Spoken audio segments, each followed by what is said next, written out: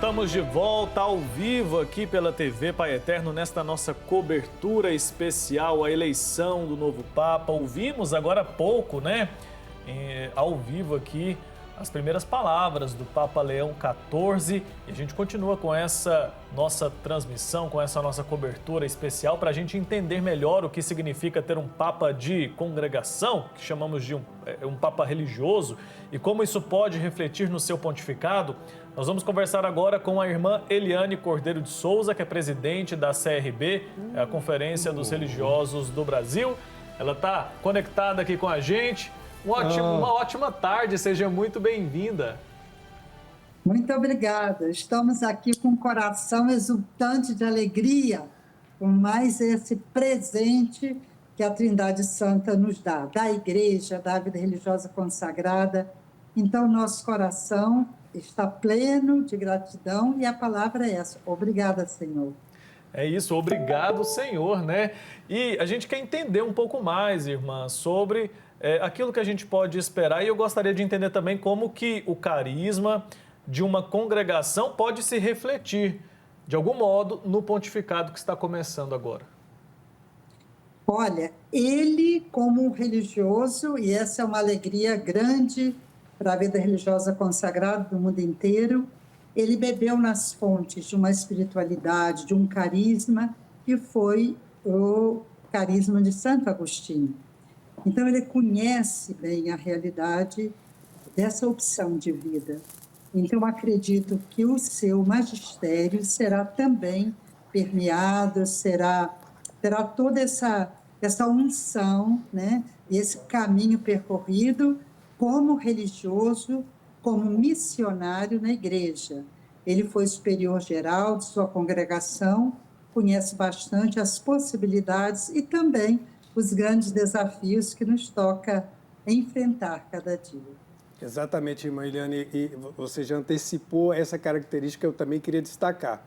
Essa missão que ele teve na família agostiniana, que o levou a viajar e a conhecer o mundo inteiro, acho que o ensina ou o capacita no cuidado com as lideranças pastorais, Porque quem tem essa postura de liderança na vida religiosa acaba tendo essa maturidade, esse discernimento para também cuidar dos outros pastores, não é isso?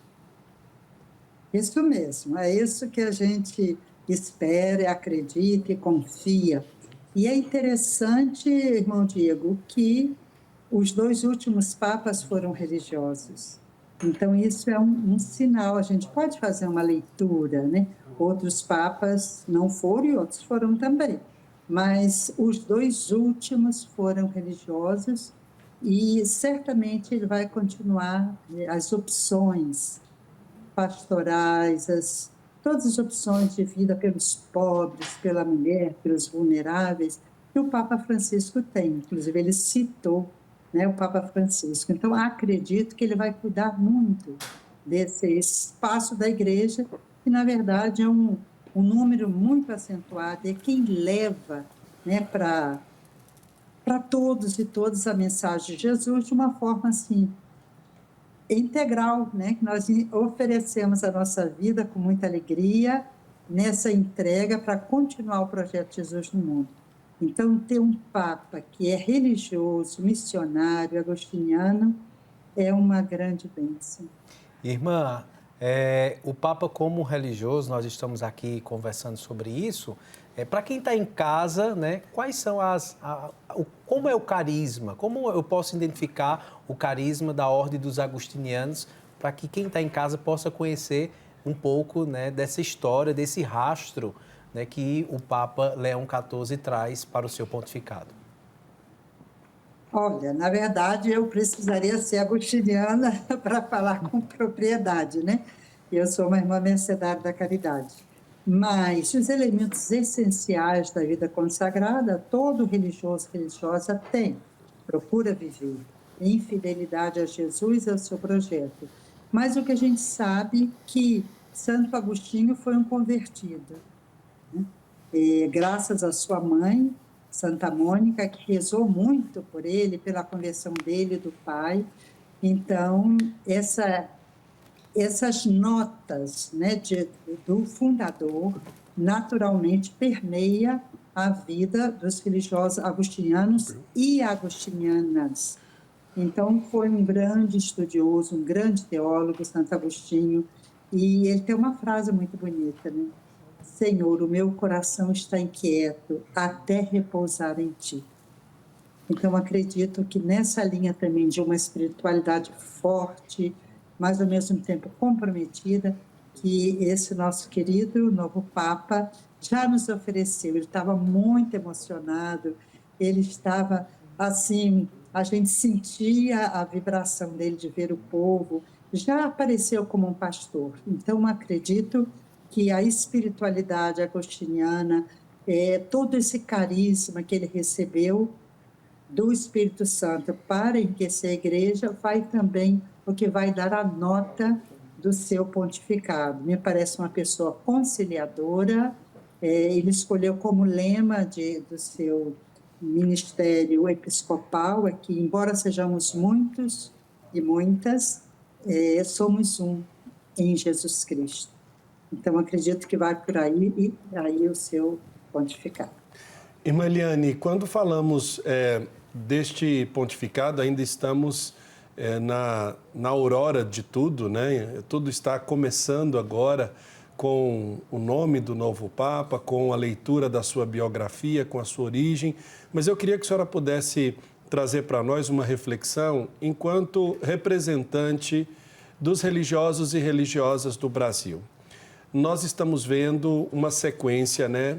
O segundo Papa que vem da vida religiosa. A Igreja foi buscar nas fileiras da vida religiosa um nome para dirigir os caminhos da Igreja.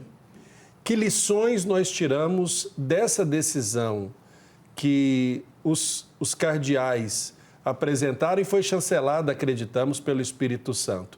Trazer um segundo religioso para a condução da Igreja.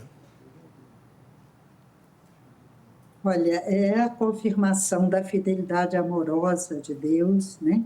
Por esse grupo grande que são os religiosos e religiosas na Igreja. Num momento da nossa história muito desafiante, de falta de credibilidade, inclusive, né, na Igreja, toda a questão de abusos, toda a questão de desvios. Então, uma pessoa que pode falar desde dentro, porque vive essa experiência como consagrado, eu acho que é uma esperança muito grande para nós, vida religiosa consagrada, que temos a possibilidade de ter novamente um pastor que, além de pastor, ele é um religioso, é um missionário. Então, ele vai ter esse olhar muito carinhoso. Ele citou isso na sua primeira fala, recordando com muito carinho a arquidiocese de Chiclayo, no Peru. Então, esse é sinal de que marcou para ele essa experiência de missão junto aos pobres. Então, para nós, vida religiosa consagrada é um sinal belíssimo de que o Senhor nos confirma em nosso caminho. Num tempo, talvez, de um pouco desencanto, de tantas forças contrárias, a gente receber de presente das mãos e do coração de Deus através dos cardeais um religioso é uma bênção imensa, imensa. Irmã, e certamente vai nos confirmar. Irmã Eliane, e também, assim, eu acho que uma outra característica, porque além de religioso, e não tão somente religioso, mas missionário, ser um bispo que experimentou a missão na sua experiência pastoral, eleger um cardeal que traz na sua biografia a missão nesse horizonte, nós podemos dizer que engata o vagão da história com a Igreja em saída, que o Papa Francisco tanto insistia para conosco? Eu acredito, porque a gente sabe que a gente pensa e vive onde os pés pisam, né? Então, ele pisou esse chão da missão, dos mais vulneráveis, dos pobres, e ele não precisou escutar, como tampouco o Papa Francisco, né? Mas o cardeal Rumi recordou o Papa Francisco, não se esqueça dos pobres. Então, quem viveu essa experiência no chão da realidade da vida, certamente vai priorizar também esse vão, né, e essa opção do Papa Francisco de uma igreja que suja os pés, de uma igreja em saída, de uma igreja aberta a todos, todos e todos, repetir o nosso amado e inesquecível Papa Francisco. Então, eu acredito piamente que essa dimensão missionária vai estar muito presente no seu magistério pontifício, e ele vai continuar abrindo sempre mais as portas para os leigos, para as mulheres, para os níveis de participação e comunhão na nossa igreja. Muito bem, irmã. Existem várias congregações, cada uma a seu modo, né, de seguir ali, cumprir a sua missão. Queria que a senhora nos ajudasse a entender qual que é o papel dessas congregações, dessas ordens, na vida da igreja hoje.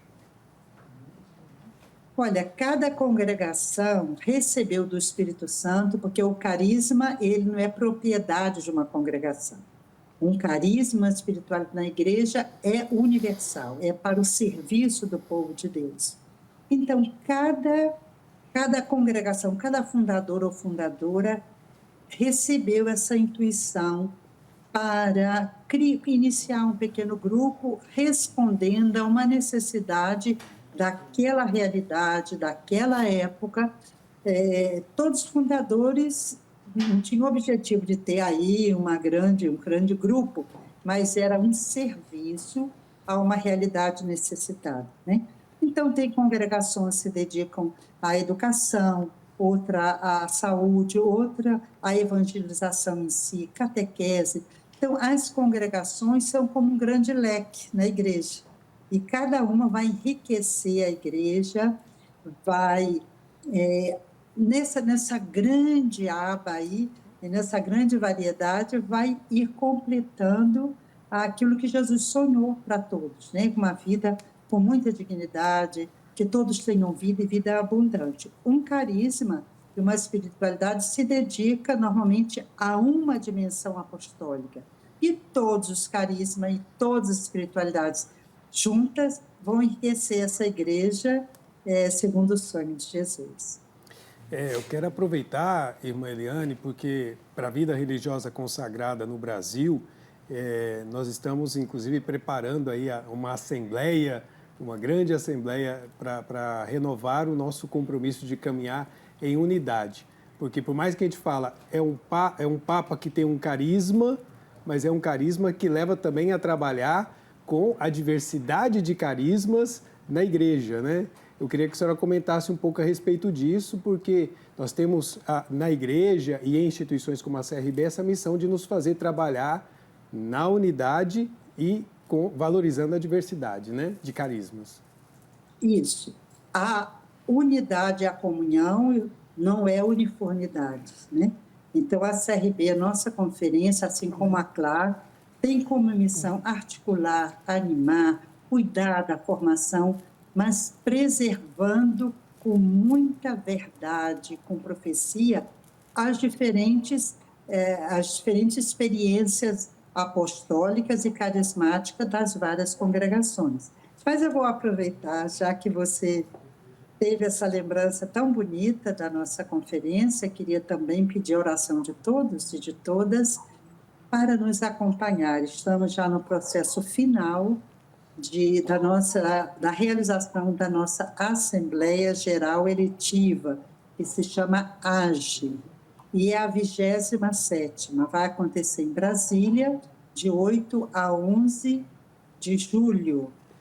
E é um momento importante, como você disse, a gente toma pé, né, de como estamos, faz uma avaliação muito sincera, profunda, transparente, e, ao mesmo tempo, a gente se abre para escutar os gritos, as realidades carentes, e como a nossa conferência, como a vida religiosa no Brasil pode viver cada vez mais, sendo resposta às necessidades do nosso povo, desde a mística, desde a profecia, né, e desde uma esperança aí que a gente quer alimentar, inclusive nesse tempo de jubileu. Então, o irmão Diego, muito querido, faz parte da comissão preparatória dessa AGE. Nós esperamos de 450 a 500 superiores maiores. Então, um evento muito grande e que certamente vai marcar também o próximo triênio da nossa conferência, elegendo o horizonte, quais as prioridades que vão ser trabalhadas durante este triênio.